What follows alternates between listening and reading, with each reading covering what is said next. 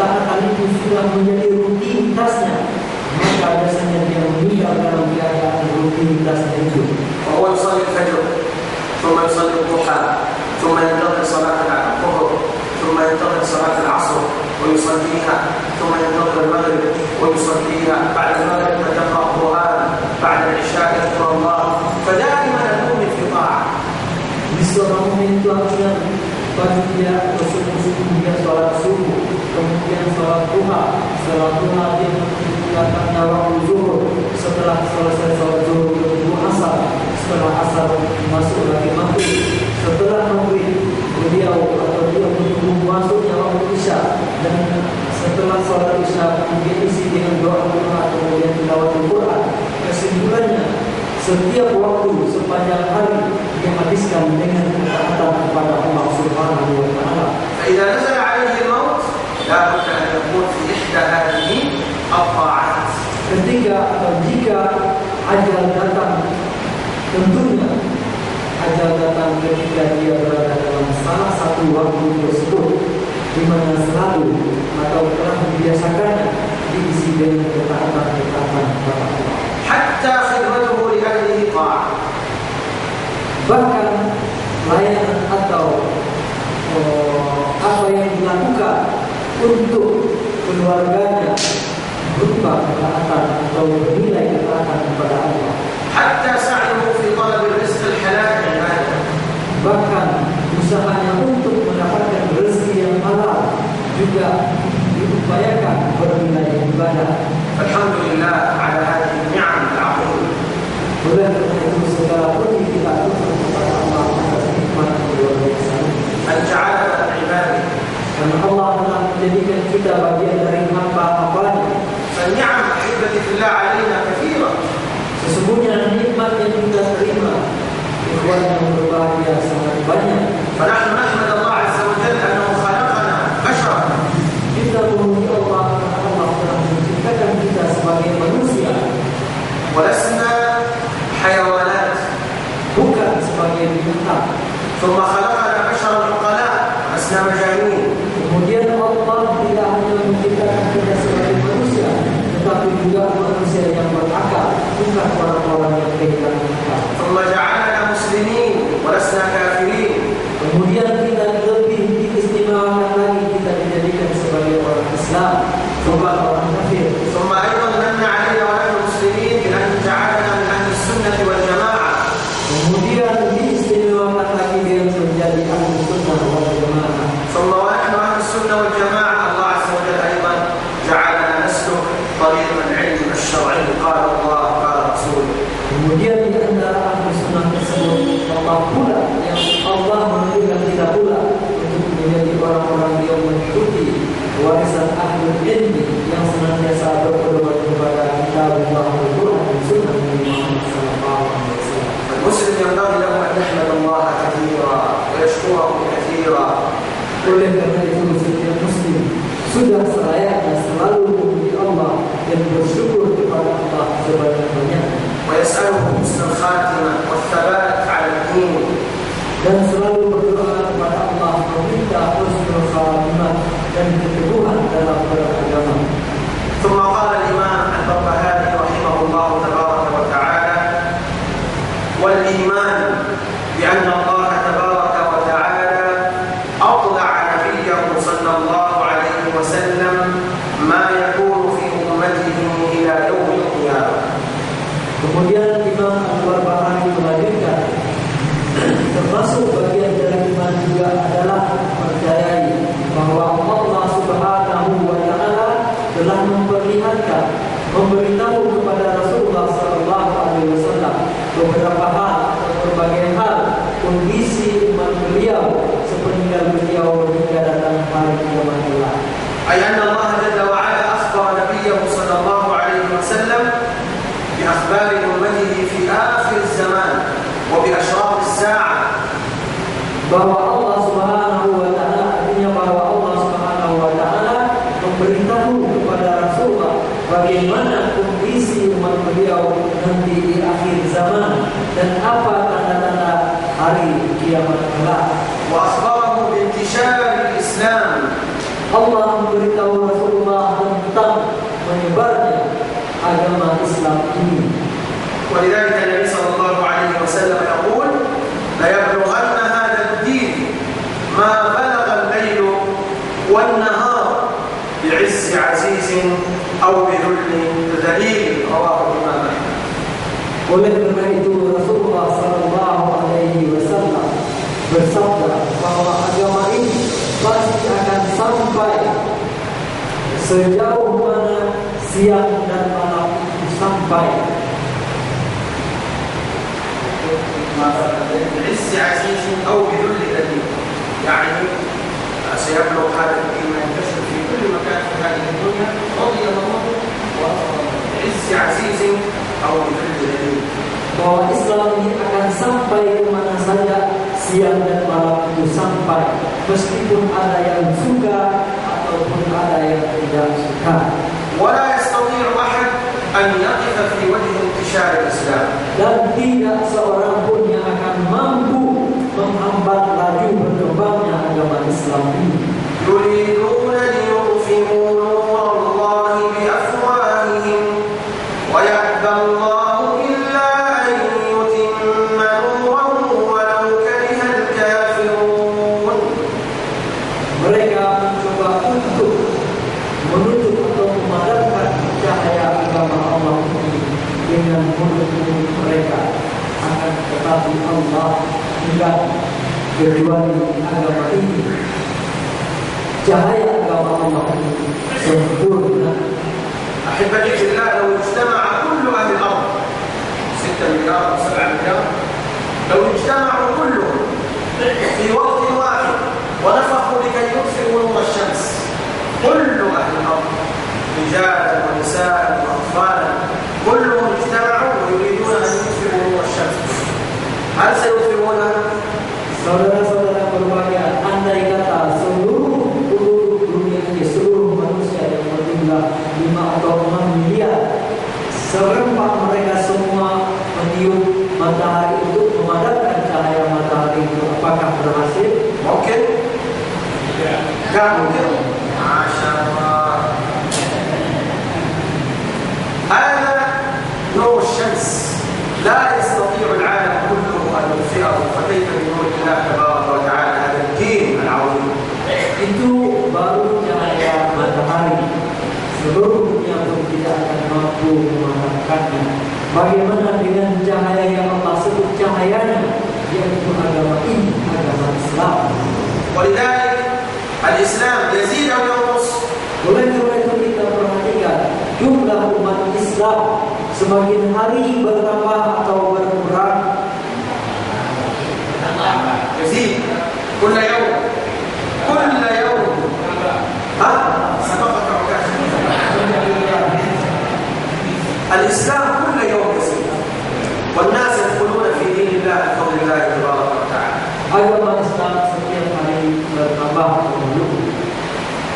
Ada saja orang yang selalu masuk Islam. والآن لن تجد مكانا في الدنيا إلا وفيها مسجد وعباد يعبدون الله تبارك وتعالى مخلصين له الدين. Saat ini tidak ada satu tempat di dunia ini yang tidak ada masjid. Di mana-mana ada masjid. وقلت لكم أنه في موسكو عاصمة روسيا صلى المسلمون صلاة العيد نصف مليون. Dan tahun ini di Moskow, di ibu kota Rusia, jumlah orang yang sholat Idul Fitri sebanyak 500.000 orang. ليس في مكة أو المدينة أو القاهرة أو باريس، وإنما في بلد الإلحاد. Bukan di Mekah, bukan di Medina, di Indonesia, tidak, tapi di negara komunis. فلذلك أحبتي في الله وعد الله حق والله لا يخلف الميعاد. Oleh karena itu, saudara-saudara yang saya cintai, janji Allah itu pasti benar, dan Allah tidak akan pernah sekali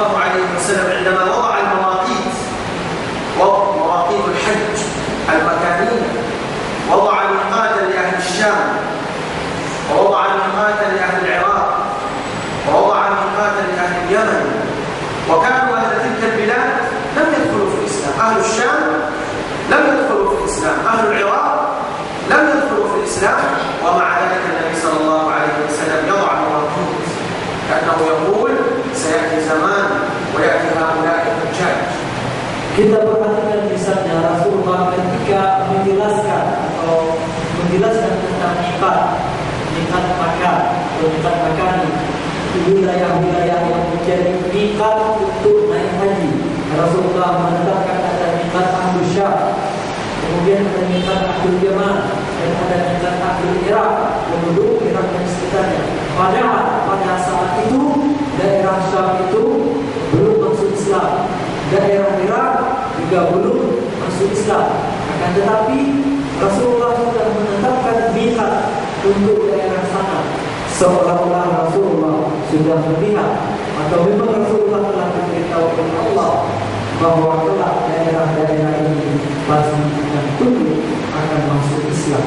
ولذلك النبي صلى الله عليه وسلم كما روى الإمام البخاري عندما كان أصحابه يعذبون في مكة. Oleh karena itu juga diriwayatkan oleh Imam Bukhari bahwa Rasulullah ketika para sahabat di Mekah mendapat siksaan, فجاء خباب بن الأرت أحد الصحابة الذي كان يعذب أشد العذاب.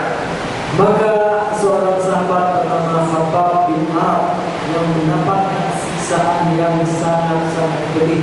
كيف كان يعذب خباب؟ من يذكر على ذكرنا قبل ذلك؟ Nah, siapa yang ingat bagaimana Khabbab ini diazab oleh orang Quraisy? كيف كان يعذب خباب بن الأرت؟ Bagaimana azab yang beliau terima? Bagaimana siksaan yang beliau terima? هو كان حدادا. Beliau seorang praktek. أشد من الكلب. Lebih keras lagi dari itu. هو كان يعمل حداد. أشد. أشد ماذا؟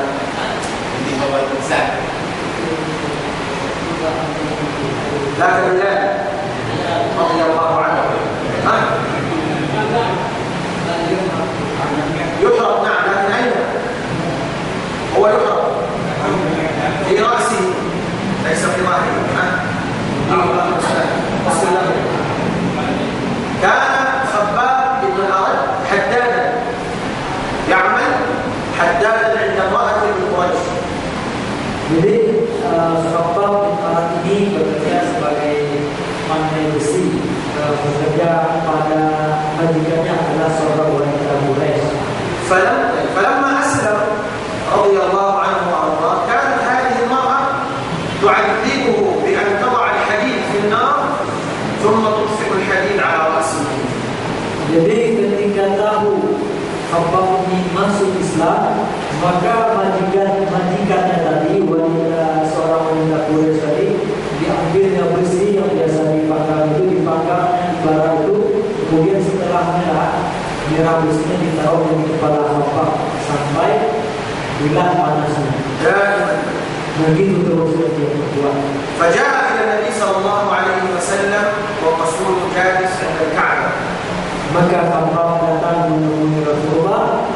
Pada saat itu Rasulullah sedang duduk di Ka'bah. فقال خباب يا رسول الله ألا تستنصر لنا؟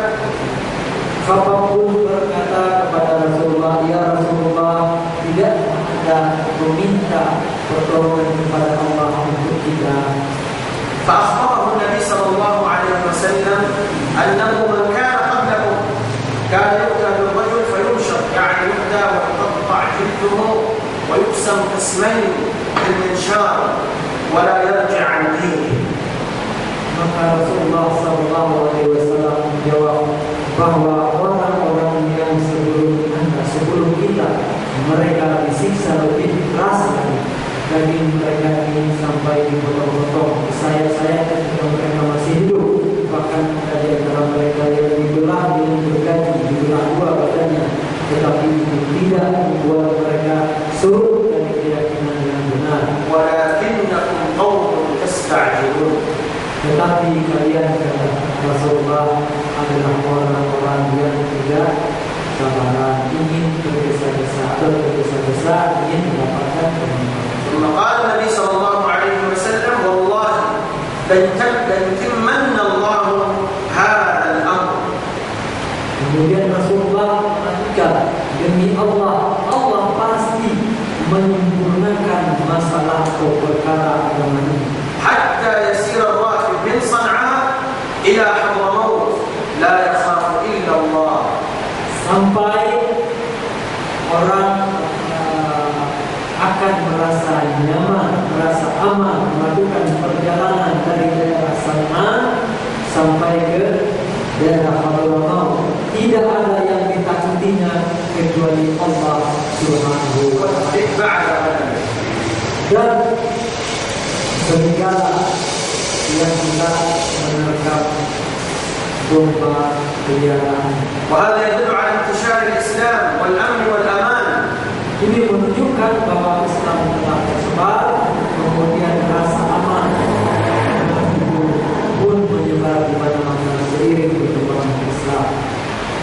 وقال عليه الصلاة والسلام أيضا إن الله زوى لي الأرض فرأيت مشارقها ومغاربها. يعني بسط الأرض رأى مشارقها ومغاربها. الله عز وجل زوى لي الأرض فرأيت مشارقها ومغاربها. Rasulullah juga bersabda, sesungguhnya Allah Subhanahu wa Ta'ala membentangkan dunia bumi ini kepadaku, kata Rasulullah, maka saya pun melihat timur dan barat bumi ini. وإن ملك أمتي سيبلغ ما زوي لي. Kemudian sesungguhnya kerajaan atau kekuasaan umatku, kata Rasulullah, akan mengikuti seluruh apa yang diperlihatkan kepada itu. Dan Rasul alaihi salatu wassalam Rabbuna jalla wa ala atla'ahu ala mulki ummatihi wa ila ayna sayasil hadha al-mulk. Jadi Rasulullah sallallahu alaihi wasallam kepada beliau telah Allah perlihatkan sampai di mana Islam akan berkembang dan sampai di mana umat ini akan menguasai bumi. وأطلعه على علامات الساعة وماذا سيحدث في آخر الزمان. Kepada Rasulullah juga Allah perlihatkan tanda-tanda hari kiamat dan apa yang akan terjadi kelak di akhir zaman. فأخبرنا بعلامات الساعة الكبرى. Maka Rasulullah memberitahukan kita tanda-tanda kiamat kubra atau tanda-tanda yang besar menjelang terjadinya kiamat kelak. وقبلها أيضا أخبرنا صلى الله عليه وسلم بعلامات الساعة الصغرى. Dan sebelumnya Rasulullah juga memberitahu tanda-tanda kecil akan terjadinya kiamat. فمن يذكر لنا شيئا من علامات الساعة الصغرى؟ Siapa yang bisa yang dapat menyebutkan? Nah, kecil. Bukan besar. Bukan besar, kecil. Kecil. Ada malam, ada siang.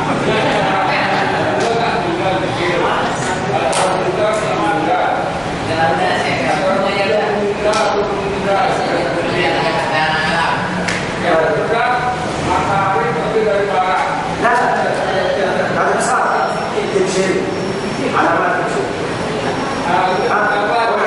تعرف ماذا؟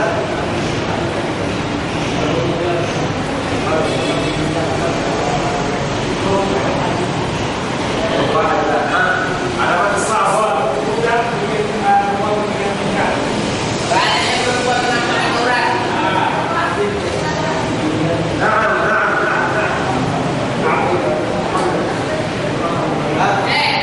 وأن ترى الحفاة العراة العالة بعاد الشاة يتطاولون في البنيان. Orang-orang yang jadinya miskin tetap membangun gedung berlomba-lomba membangun gedungnya. كثرة الزنا والعياذ بالله وشرب الخمر علامات الساعة الكبرى. Matahari terbit dari barat.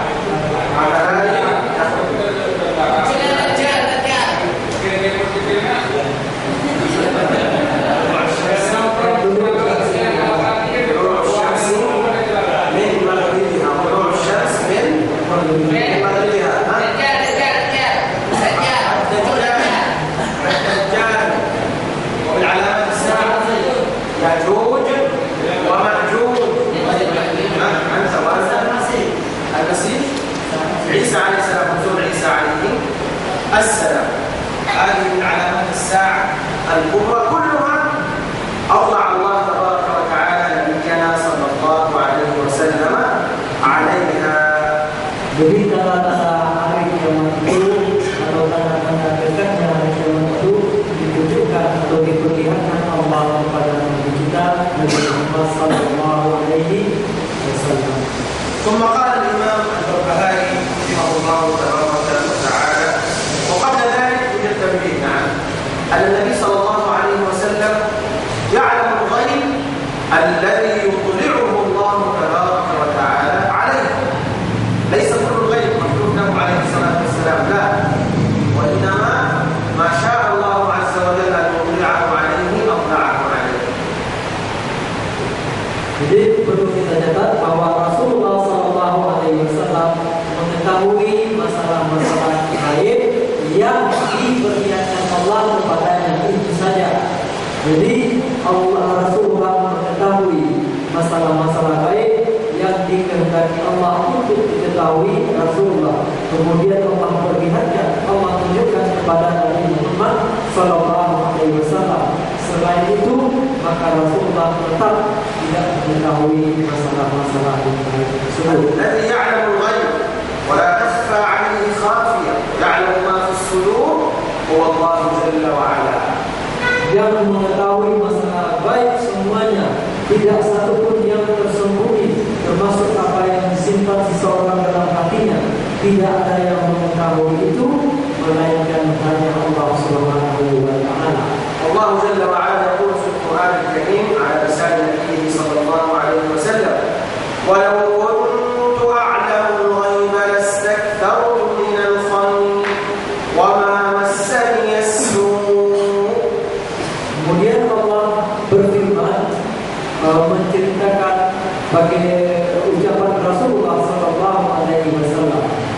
Kata Allah, Rasulullah berkata bahwa seandainya saya mengetahui masalah-masalah yang baik, maka akan lebih banyak kebaikan-kebaikan yang bisa saya peroleh dan tidak ada keburukan-keburukan yang akan bersatu kepada Rasulullah sallallahu alaihi wasallam. ولذلك جاءه المشركون وقالوا له جاءه المشركون من أهل النجد وقالوا إنه إلى الإسلام فأرسل معنا بعض أصحابك لكي يعلموننا القرآن.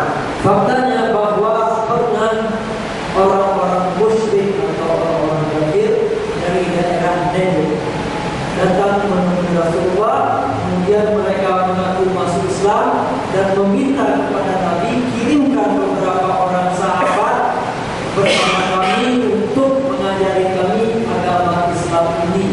فأرسل معهم القرآن كفار القرآن من خلال الصحابة ولكن في الطريق قتلوهم. Maka Rasulullah pun mengirimkan kepada mereka sekelompok sahabat-sahabat yang memiliki pengetahuan yang luas tentang agama ini, para hafiz dan membaca Al-Quran. Ternyata di tengah jalan mereka diserbu dan dibunuh. فلو كان النبي صلى الله عليه وسلم يعلم الغيب سيعلم أن هؤلاء يريدون أن يقتلوا أصحابه. Jika Rasulullah memang mengetahui masalah yang baik, tentu Rasulullah SAW tahu bahwa mereka telah dibudaya, bahwa mereka yang diutus ini akan dibunuh di perjalanan nanti. ولما أرسله. Dan tentu Rasulullah tidak akan mengirim mereka. إذن النبي صلى الله عليه وسلم يعلم الغيب الذي يطلعه الله تبارك وتعالى عليه. Jadi Rasulullah SAW mengetahui masalah yang baik hanya sekedar yang dibukakan Allah kepada beliau. ولعلنا نقف عند هذا القدر ونكتفي بهذا القدر بمشيئة الله تبارك وتعالى. Kita cukupkan sementara sampai di sini.